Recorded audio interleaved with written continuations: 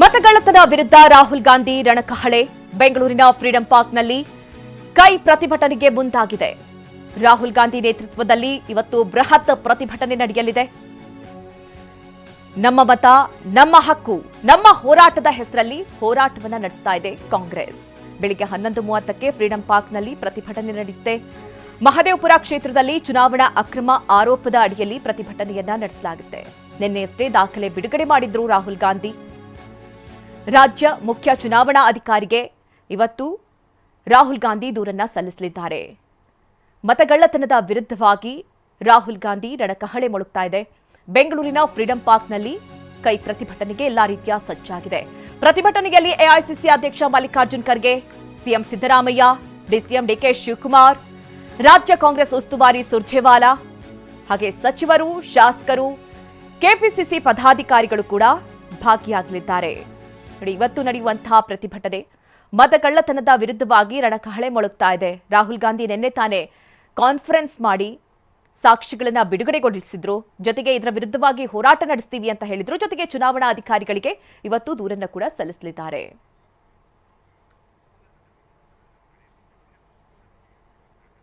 ಈ ಬಗ್ಗೆ ಹೆಚ್ಚಿನ ಡೀಟೇಲ್ಸ್ ಅನ್ನ ನೀಡ್ತಾರೆ ನಮ್ಮ ಪ್ರತಿನಿಧಿ ಪ್ರಮೋದ್ ಹಾಗೆ ಪ್ರಸನ್ನ ನಮ್ಮ ಜೊತೆ ನೇರ ಸಂಪರ್ಕದಲ್ಲಿ ಜಾಯ್ನ್ ಆಗಿದ್ದಾರೆ. ಪ್ರಮೋದ್, ನಾವು ಗಮನಿಸ್ತಾ ಇರೋ ಹಾಗೆ ಈಗಾಗಲೇ ಮತಗಳ್ಳತನದ ವಿರುದ್ಧವಾಗಿ ರಾಹುಲ್ ಗಾಂಧಿ ಅವರು ಕಾನ್ಫರೆನ್ಸ್ ಅನ್ನ ಮಾಡಿ ಜೊತೆಗೆ ಅದಕ್ಕೆ ಒಂದಷ್ಟು ಸಾಕ್ಷಿಗಳನ್ನ ಕೂಡ ಮುಂದಿಟ್ಟಿದ್ರು. ಈಗ ಪ್ರತಿಭಟನೆಗೂ ಕೂಡ ಮುಂದಾಗಿದ್ದಾರೆ. ಸದ್ಯ ಯಾವ ರೀತಿ ಹೋರಾಟವನ್ನ ನಡೆಸಲಿದ್ದಾರೆ ಕೈ ನಾಯಕರು? ಪ್ರಮೋದ್,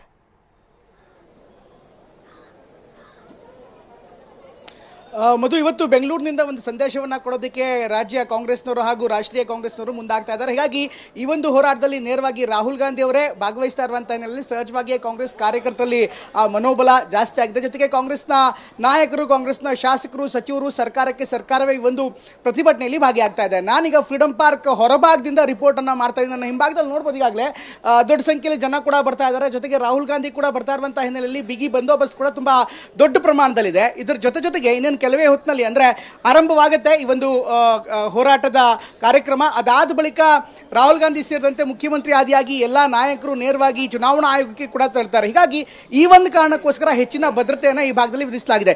ಇದರ ಜೊತೆಗೆ ಈಗಾಗಲೇ ಫ್ರೀಡಂ ಪಾರ್ಕ್ ಸುತ್ತಮುತ್ತ ಯಾವುದೇ ರೀತಿಯಂಥ ಪಾದಯಾತ್ರೆ ಅಥವಾ ಹೋರಾಟವನ್ನು ಮಾಡಬಾರ್ದು ಅನ್ನುವಂಥ ಒಂದು ಹೈಕೋರ್ಟ್ ಸೂಚನೆ ಕೂಡ ಇದೆ. ಅಂದರೆ ನೇರವಾಗಿ ನಿಗದಿತ ಸ್ಥಳದಲ್ಲಿ ಮಾತ್ರ ಮಾಡಬೇಕು ಅನ್ನುವಂಥದ್ದಿದೆ. ಆದರೆ ಈಗ ಕಾರ್ಯಕರ್ತರು ಬರ್ತಾ ಇರುವಂಥ ಹಿನ್ನೆಲೆಯಲ್ಲಿ ಈಗ ಸುತ್ತಮುತ್ತಲಿನ ಪ್ರದೇಶದಲ್ಲೂ ಕೂಡ ಭಾರಿ ದೊಡ್ಡ ಸಮಸ್ಯೆ ಖಂಡಿತವಾಗ್ಲೂ ಆಗ್ತಾ ಇದೆ. ಅದು ಜನರ ಓಡಾಟ ಇರ್ಬೋದು, ಟ್ರಾಫಿಕ್ ಸಮಸ್ಯೆ ಇರ್ಬೋದು, ಅಥವಾ ಇನ್ನಿತರ ಬೇರೆ ಸಮಸ್ಯೆಗಳು ಸಹಜವಾಗಿ ಆಗ್ತಾ ಇದೆ.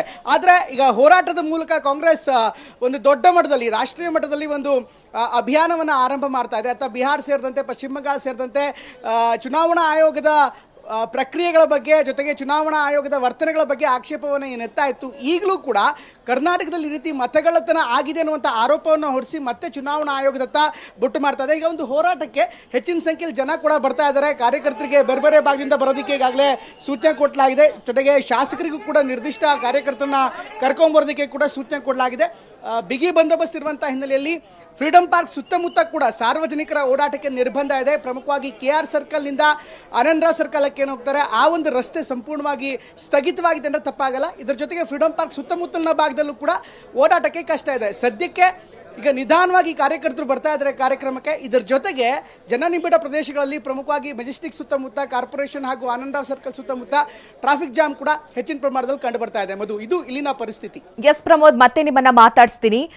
ಚುನಾವಣಾ ಅಕ್ರಮವನ್ನ ಖಂಡಿಸಿ ಈಗ ಒಂದ್ ಕಡೆ ಕಾಂಗ್ರೆಸ್ ನಾಯಕರು ಪ್ರತಿಭಟನೆಗೆ ಮುಂದಾಗಿರುವುದನ್ನ ಗಮನಿಸ್ತಾ ಇದ್ದೀವಿ. ಚುನಾವಣಾ ಅಕ್ರಮವನ್ನ ಖಂಡಿಸಿ ಇವತ್ತು ಬೃಹತ್ ಪ್ರತಿಭಟನೆ. ರಾಹುಲ್ ಗಾಂಧಿಗೆ ಸಚಿವರು, ಶಾಸಕರು ಸಾಥ್ ನೀಡಲಿದ್ದಾರೆ.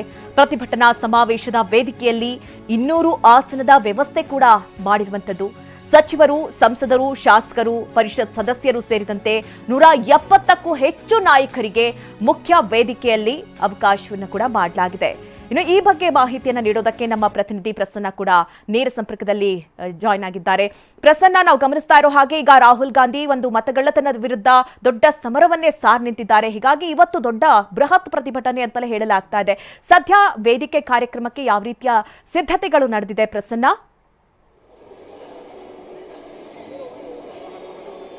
ಮಧುನಗರ ಚುನಾವಣಾ ಆಯೋಗದ ಕಚೇರಿಗೆ ತಮ್ಮ ಹೋರಾಟದ ಕೂಗು ಕೇಳಿಸಬೇಕು ಅನ್ನುವಂತ ಕಾರಣಕ್ಕೋಸ್ಕರ ಚುನಾವಣಾ ಆಯೋಗದ ಕಚೇರಿಯಿಂದ ಕೂಗಳತಿಯ ದೂರದಲ್ಲಿರುವಂತಹ ಫ್ರೀಡಂ ಪಾರ್ಕ್ನಲ್ಲಿ ಇದೀಗ ರಾಹುಲ್ ಗಾಂಧಿ ಅವರ ಬೃಹತ್ ಕಾರ್ಯಕ್ರಮವನ್ನು ಆಯೋಜನೆ ಮಾಡಲಾಗಿದೆ.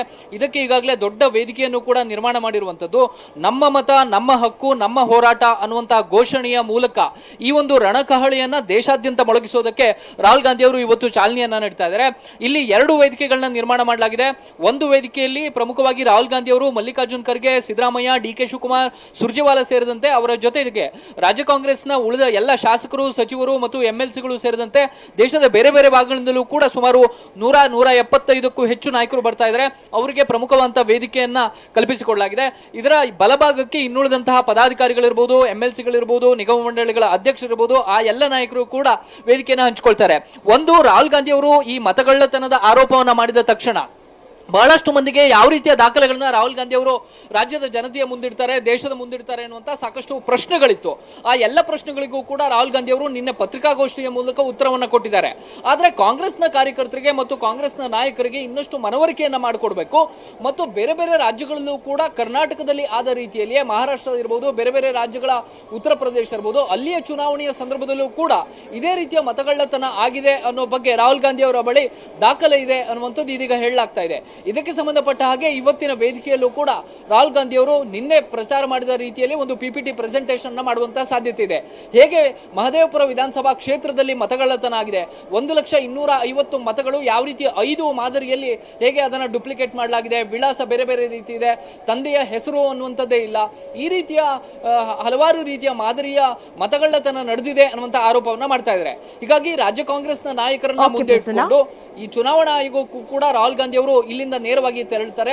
ಬೃಹತ್ ವೇದಿಕೆ ಮೇಲೆ ಪ್ರತಿಭಟನಾ ಸಮಾವೇಶವನ್ನು ಉದ್ದೇಶಿಸಿ ಮಾತನಾಡುವಂತ ರಾಹುಲ್ ಗಾಂಧಿ ಅವರು ಬಳಿಕ ನೇರವಾಗಿ ಚುನಾವಣಾ ಆಯೋಗಕ್ಕೂ ಕೂಡ ತೆರಳಿ ನಿನ್ನೆ ಸಬ್ಮಿಟ್ ಮಾಡಿದಂತಹ ಪತ್ರಿಕಾಗೋಷ್ಠಿಯಲ್ಲಿ ಮುಂದೆ ಇಟ್ಟಂತಹ ದಾಖಲೆಗಳನ್ನ ಚುನಾವಣಾ ಆಯೋಗಕ್ಕೂ ಕೂಡ ಸಲ್ಲಿಕೆಯನ್ನ ಮಾಡ್ತಾರೆ. ಈಗಾಗಲೇ ಚುನಾವಣಾ ಆಯೋಗ ಕೂಡ ರಾಹುಲ್ ಗಾಂಧಿ ಅವರಿಗೆ ಪತ್ರ ಬರೆದು ಸೂಚನೆಯನ್ನ ಕೊಟ್ಟಿದೆ. ನೀವೊಂದು ಡಿಕ್ಲರೇಷನ್ ಫಾರ್ಮ್ಗೆ ಸಹಿ ಹಾಕಿ ನೀವು ದಾಖಲೆಗಳನ್ನ ಕೊಡಬೇಕು ಅಂತ ಹೇಳಿ ರಾಹುಲ್ ಗಾಂಧಿ ಅವರು ಚುನಾವಣಾ ಆಯೋಗದ ಮುಂದೆ ಆ ಎಲ್ಲ ದಾಖಲೆಗಳನ್ನ ಹೇಗೆ ಸಬ್ಮಿಟ್ ಮಾಡ್ತಾರೆ ಅನ್ನುವಂತಹ ಕುತೂಹಲ ಇದೀಗ ರಾಜ್ಯದ ಜನತೆಯ ಮುಂದೆ ಮನೆ ಮಾಡಿದೆ. Madhu Nagaraj. Okay Prasanna, thank you ನಿಮ್ಮೆಲ್ಲ ಡೀಟೇಲ್ಸ್ಗಾಗಿ.